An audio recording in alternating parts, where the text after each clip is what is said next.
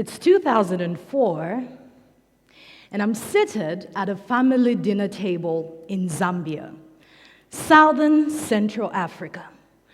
I'm staring at a meal that I'm struggling to eat because it has too much salt. The laughter around me is loud and warm. Plates are clinking, stories are flying across our long wooden table. Everyone is chatting, laughing, and enjoying the meal. Everyone except me. I am stuck in my silence, pretending. My Auntie Rhoda, my mother's young sister, beams with pride as she piles another spoonful of food and places it on my plate. I pick up my fork and I poke at the food and I fake a smile. She looks at me and she says, "Patience, are you enjoying the meal?" Yeah, Auntie Rhoda, it's really good, I say, faking another smile and maybe nodding a little too eagerly.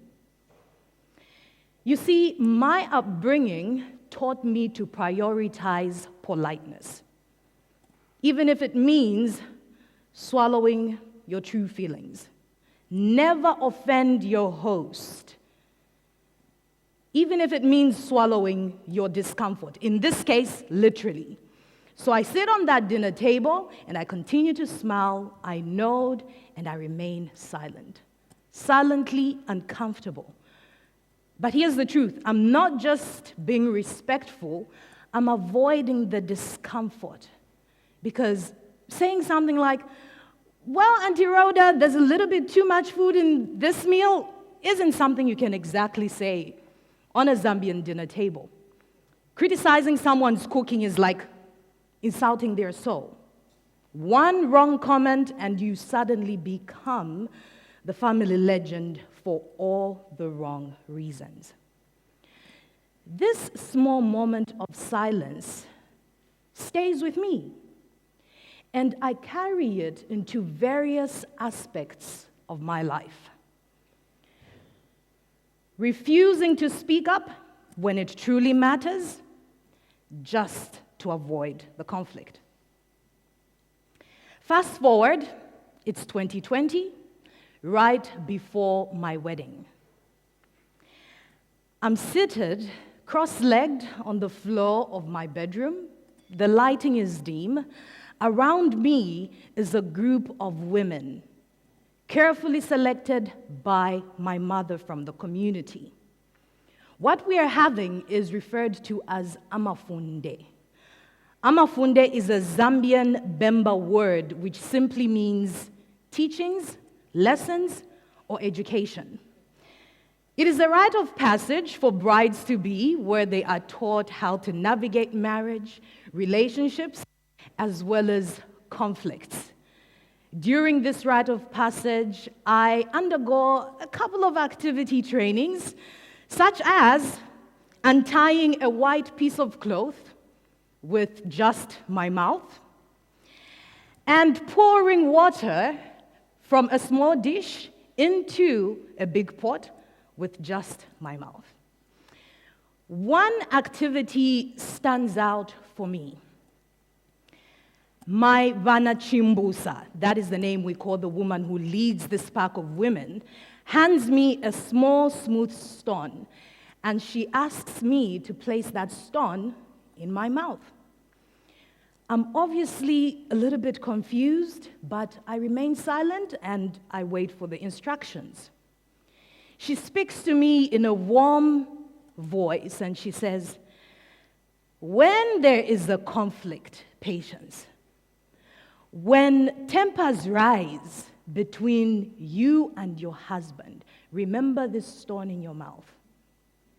Do not speak until the heat of the moment passes. Hold your words until everything is calm." The women around me hum in agreement, as if they were saying, "Listen to these teachings." And the lesson here is very clear: restraint.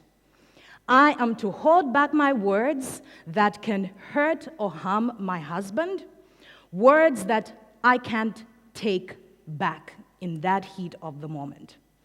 And I think to myself in this moment, that is easy. I can do that. I can remain silent.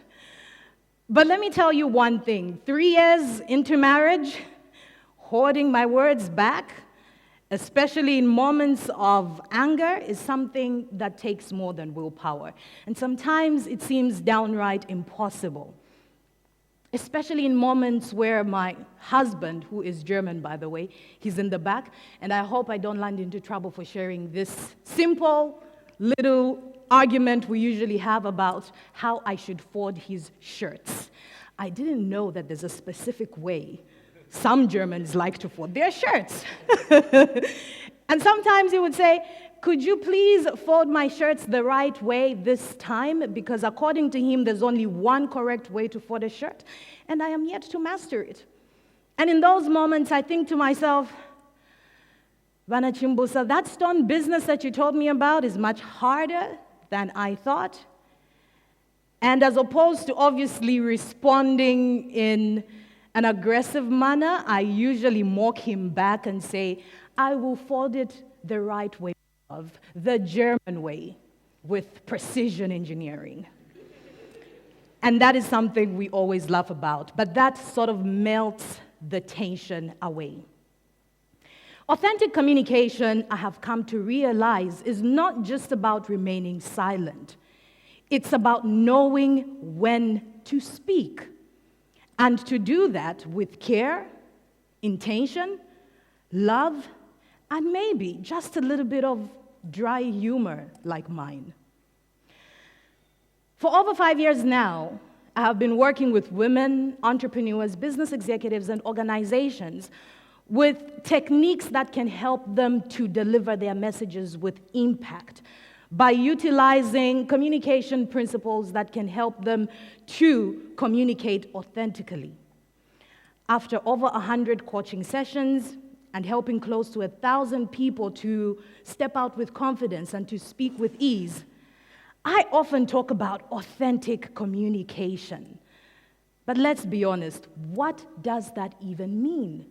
When our upbringing, our daily interactions with the world around us, our culture impacts what we view as authentic communication at an individual level. One of the key figures when it comes to authentic communication, Erving Goffman, in his work, The Presentation of Self in Everyday Life, spoke about how us as humans adjust our behavior to suit societal expectations. And in his work, he defined 2 specific places that affect how we behave. He referred to these as the front stage and the backstage. In the front stage, we communicate and behave in a manner that is acceptable to the environment around us. We mirror what is socially acceptable. We are performing for the audience. And in the backstage, we are more relaxed. We're not thinking about what everyone around us is thinking. We are not stressed, and we are authentic.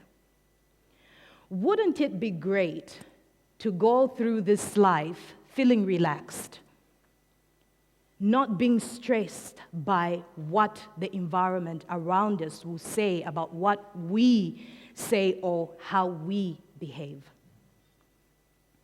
This is my biggest problem with authentic communication, because we all have different experiences, different interactions, and we have different cultures, which instill in us a certain way of communication, which is authentic to you.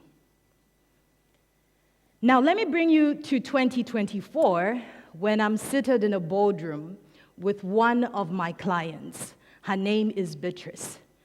Beatrice is clearly frustrated because we've just gone through the excruciating process of analyzing a presentation we're working on. For weeks, we have been fine-tuning Beatrice's tone, gestures, as well as delivery. We are determined to make Beatrice sound like someone famous. To be specific, Oprah Winfrey. But something is missing, and Beatrice says, Patience, this is not working. I look too practiced. In that moment, I asked Beatrice, but why should we make you sound like Oprah Winfrey? There's a moment of silence, not just any kind of silence, but the kind that makes you realize you have been looking at something the completely wrong way. Making Beatrice to sound or act like someone else is not authentic, clearly. And in that moment, we realize we have to shift from what we feel her audience needs and focus on her being self-assured, showing up as her true self. And with time, we win, because Beatrice begins to connect with her message. And once she connects with her message, her audience is able to connect with her. Now, these three very simple stories I've shared with you, me remaining silent at that family dinner table, me going through that activity of placing a stone in my mouth so that I can learn how to practice restraint in marriage when tempers rise, me assisting a client to find her true voice, to stop chasing perfection by mimicking someone else, but loving herself enough to show up as she is. These three scenarios show us that we all face moments when we have those internal negotiations, when we ask ourselves, should I speak up? Or should I remain quiet? Or should I hold back what I truly want to say? Should I mask what I should say? The thing is, the one thing that can be constant when it comes to how we communicate is observing silence, truly listening, and expressing ourselves at the right time, with the right tone, and with the right energy. That is a real balancing act, because by doing that, we are able to build strong connections. Having gone through these very simple experiences, I have realized that 3 lessons stand out for me from my experience. And the first one is having the courage to navigate discomfort. Sadly, the silence at my dinner table is rooted in the wrong idea that for many years we've thought that authentic communication is being aggressive or being rude when it shouldn't be. We usually say things like, I'm just being honest. But we use that as a badge of honor for speaking without thought, for speaking without care, as well as intention. Having the courage to speak up when it truly matters is a real tool. But even when you speak up, is it possible for you to speak up without starting a war? I think the answer is yes. The second lesson is practicing restraint. Wouldn't it be great if we started to look at silence as being authentic? Wouldn't it be great if we looked at restraint as not holding your thoughts and your words back forever, but simply waiting for the right time after truly listening and then sharing our thoughts when they can bring resolution and not hurt to the person that we are talking to? And the third lesson is embracing an honest voice, showing up as oneself. It may sound cliche, I know, but we're living in a world where artificial intelligence, technology, performance, perfection, curation, and filters really affect how we show up and how we communicate. I want to redefine authentic communication as love. Love for yourself, love for the person in front of you, to an extent that you respect them enough to truly listen to what they have to say, and speaking, knowing that you're telling them, this is me, I am showing up as me, and I will deliver my thoughts and my words now with the right energy and at the right time.